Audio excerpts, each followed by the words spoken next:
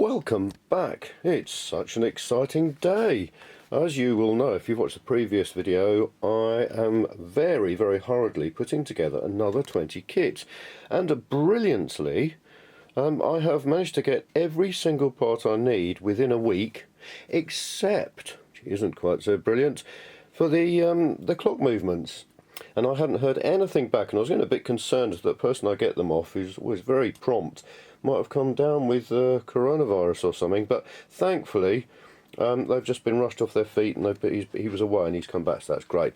So I'm just putting together the kits with all the hardware in, which are these. So here are the bits and pieces, 20 of those in there, all the plumbing parts, all the lovely copper shiny, bright shiny, nuts and bolts shiny, so exciting. So there's those bits. That's the last part of the kit I need to put together almost. I've done the, there we are, electronic circuit packs, got 20 of them done, got the fixing packs done. Look at this, it's all go. I've got the pumps, the wires all soldered on and heat shrunk tubing put on. I've got the adhesive and stain, the wood polish and the gloves done, so exciting. 20 horns wrapped up nicely in their protective bubble wrap shrouds. There are the plumbing kit parts I've got done so far. And then the sultry darkened spray booth. There are the 20 sets of gears and engravings and stuff. And on to another fantastic piece of news. Now, the people that I was getting the horns off went out of business. That was Bockingol, and they're a Spanish company, and they ceased trading very sadly. That company, the people who started, the two people who started, actually did invent the technology for this. I'll get a different one just to show you. This is a hideous, cheap, nasty Chinese copy.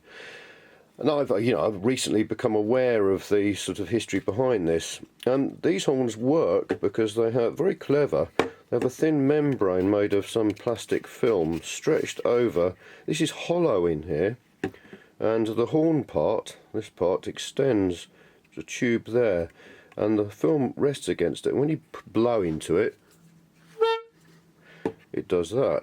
She's very clever. So the company Bockingol was started by these two people, one of whom had invented it, and they own the patent, which is why I always have been using that company, because it's got patented underneath. And you can see this is a nasty copy because it hasn't got anything else. This film is all creased, and it didn't work with the pump, the air pump I use with. It's just lower quality. I found the reclamation company who sold the right ones, which I've got packed up that you just saw, and then they ran out as well, because I assume reclamation, clues in the title. So they sent me these, the last order, without telling me, and I thought, oh no, I need the original ones. And well, I'll show you what I did. I got one of my electric pumps and my adapter tube that I used to test every single horn, lovingly tested by hand. Right, for starters, let's try it with a nasty copied one. Not a sausage out of it. And I connected, I was so disappointed, and I just thought, oh, this is ridiculous. And I tried, if you remember, making a little prong 3D printed thing that could just touch on that, everything else. Nothing, didn't work. Then, and this is the brilliant part, I found that by getting my hot air glue gun paint stripper thing, hot air glue gun, hot air paint stripper, and pointing it at this film, in fact, why don't I do that now to demonstrate it? Because this is brilliant. So this is a rubbish one, as you've seen. That isn't. Oh, God, Bennett. I can't see for horns. About this one. Yeah, okay. Right, there we are. Rubbish. Doesn't work. I'll take that off. I'll try it and show you with the camera and everything. In fact, oh, I think I tried that one. Right, that all went horribly wrong. I will show you how to. Let's just check that this doesn't work. This horrible, nasty, cheap copy. Oh, God, why can't I find one that doesn't work? That is typical, isn't it? None of them work before. Oh, I've been sitting under...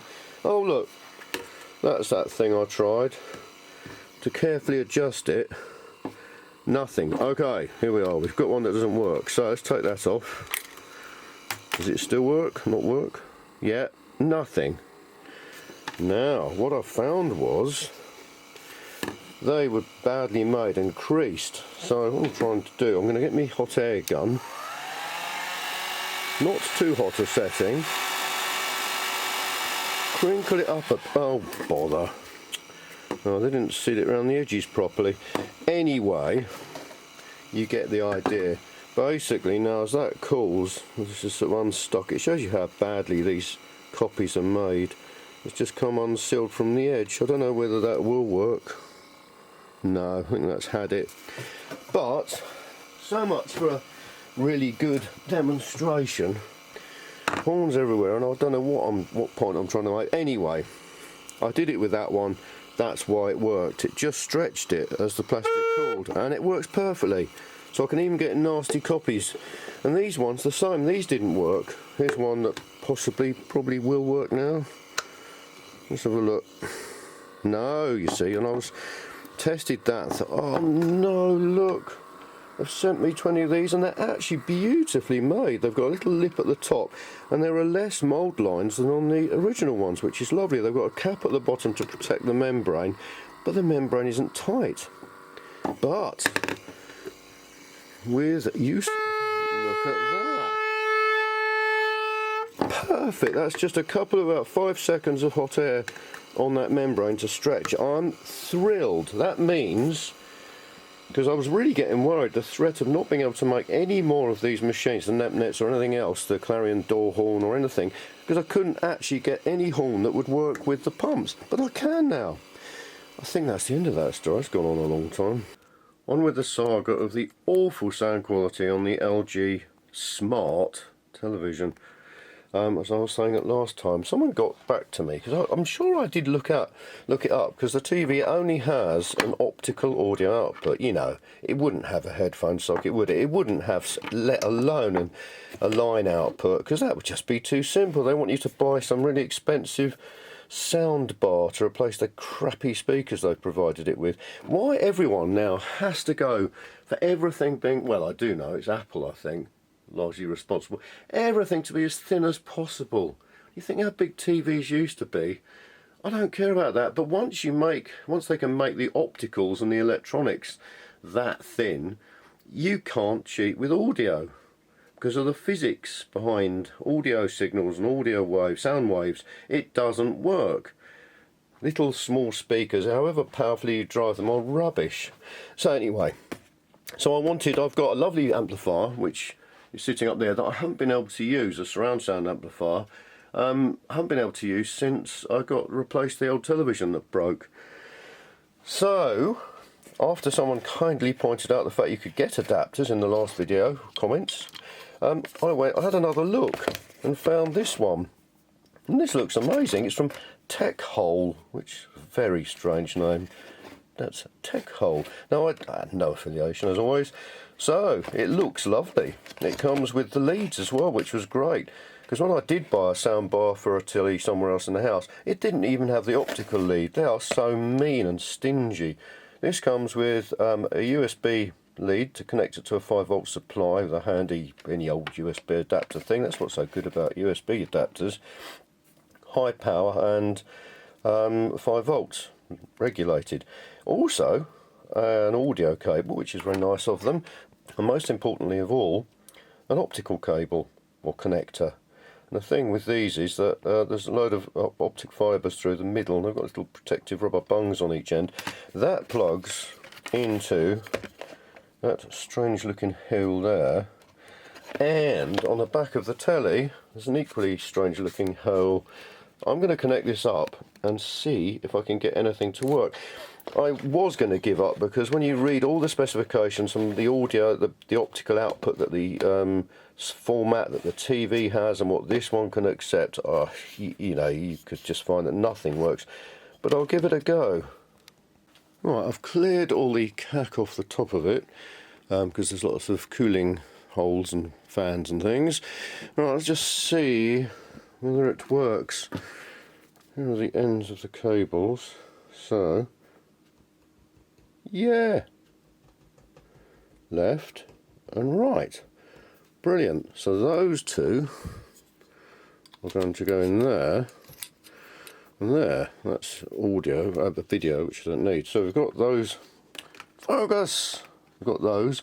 And I need to connect this up to the telly and find somewhere to plug in a 5-volt adapter. Oh, I don't know what I'm doing, but here are the funny shaped ends. And they've got a little bung, which I assume I'll take off. That then leaves the end of that. If I hold that up to the light, well, put my thumb over the end, you can see the concept. That then plugs into, it will come with warnings saying do not get this the wrong way up because you will irrevocably, that's it, well that went in alright, okay. Right, now to get the telly out and connect that up. I'm not going to say that having 15 cubic yards or whatever it is of this biodegradable void fill isn't handy, but it does incommode passers-by. Right, it's nothing like having everything in an audio system neatly arranged and easily accessible. Now somewhere, there we are, I found a 5-volt one of the ones actually used on the machines. Let's plug that in. I'm running out of sockets, hang on. Did have the foresight to label these plugs, which is fairly handy. Right, that's in and on. Oh, yeah, we've got a red light. Oh, we haven't got any noise coming out the amplifier. Let's switch the telly on and see what happens. The fact there's no noise coming out of it,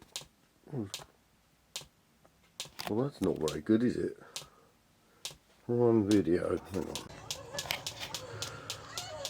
Right, I'm watching Creep, which is a very exciting horror film with a great Sean Harris in it. Let's just pause that. Oh, there he is. So, nothing out of that speaker, and just constant clicking out that speaker, even when the sound is on and the sound is coming out of that. Any suggestions? I'd really be greatly appreciative. Well, I've just disconnected that, and it's still going. So I think there must be a problem with the amplifier. What a pain. Anyway, I think that is working. Well, I think that that's working, which is very exciting. I haven't got time to spend fiddling with this at the moment, so I'll have to go and resort back to the Life is Good speakers. That's a bit of a pain, but never mind. I need to get on because hopefully these clock movements are going to come today, and then I can get another 20 Nemnet Throbble kits back up, possibly in time for Christmas. Sean Harris is so good in Creep, it's terrifying as the monster. Well, not a well, yes, anyway, I won't go into it to spoil it, but if you like horror, it's well worth a watch. He's also, you might know him from Harry Brown with Michael Caine. He plays, Sean Harris plays the nasty drug dealer very, very well, really hideously unnerving, brilliant. And he was also in Prometheus as the geologist and lots of other things. Very good, excellent. I'll get on and have to work very quietly so that I can hear what the LG TV is actually audibly transmitting. You couldn't make it up. Now, I've just opened all these up to check which fitting I've got, because I have just realised, it turns out I did just realise, the second packet of these are the alternative version where they're slightly conical. The first 10 I had were really nice ones that were parallel all the way in, slightly different. They still have the same effect if you're using them as they were intended to fit 15mm tube in, but having this comical, oh, it is comical, I'll tell you, having this conical one, it means that it's a bit tight in the hole cut by the laser in the side panel, just a little bit too tight. I just assumed stupidly that, you know, one plumber's merchant company, if you ordered this style, would deliver you the same all the way through. It's just like, you know, Obviously, being a plumber's merchant, they don't care about the outside diameter. Who would? Well, me. It's just like the fiasco over the radiator bleed valve keys. The fact is, yes, they did sell radiator bleed valve keys. They would bleed a radiator, but they looked horrible. So finally I had to order these ones. It's what makes these kits so fiddly to put together. Try and standardise everything, but companies always seem to find a way to ruin your best endeavours. The doorbell just went and I thought excitedly, oh, it'll be clocks and things. Actually, it's still quite exciting. It's from Sajic, which is the insurance company run by the Salvation Army in the UK. And I noticed that they did house insurance last year and got it. It was 180 last year. It's gone down to renew it for this year to 166. Now, I have never heard the likes in the insurance circles. It always goes up. So I can definitely recommend Sajic. That's Sajic. And the premium you pay is put towards helping all the Salvation Army's good causes. So it's doubly good. Excellent. And of course, I've just realised, of course, that these other fittings, the pipe goes too far into this bit, and the pump then hangs down at the bottom, so you can see it. What a pain.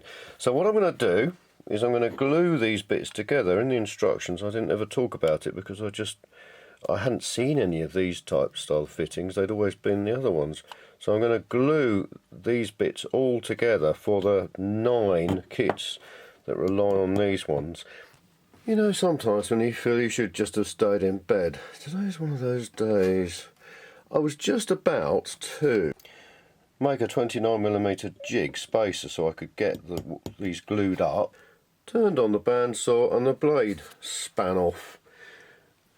Upon further investigation, there's the tyre that I made last time out of the old inner tube, which is still working well. Guess what happened this time?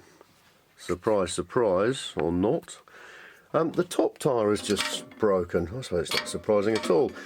So, rather than just being able to get on with this, I now need to fix the bandsaw. I think I'm going to leave that. I may even cut out a spacer on the laser cutter. Who would have thought? Or even a piece of cardboard. I'll just keep things simple. That'll be fine. I don't have to switch the laser on or anything. Well, an hour ago I thought, oh no, I'll just finish putting these kits together and then going to have some lunch. Needless to say, that hasn't quite worked out, but I now have a plan. Excellent. While I'm waiting for the glue to dry, I thought I would just like to thank all of my YouTube viewers. It's absolutely incredible. I got a nice email from YouTube the other day saying this last year 5,600 hours of my videos have been viewed.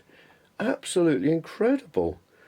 I started making the videos about 5 years ago when I made a video of the Barometric Prognosticator II just because it moved and I thought it'd be nice to be able to do that and had a friend with a nice video camera, so I did that and then just got carried away with it a little bit because it was so nice. I found it was lovely sharing ideas, helping people out who ask questions, and basically when the camera's on it's like a bit like having other people around in the workshop, which is really nice. Having spent so many years teaching in secondary education that I really miss, it's lovely just feeling that I'm still able to communicate with the outside world, especially during the pandemic. So thank you very much, and apparently I meant to say please subscribe and tick the bell button, whatever that is. Thank you. Right, this should now be dried. Taken the dog for a walk and glued that new tyre on. Who knew bandsaws had tyres?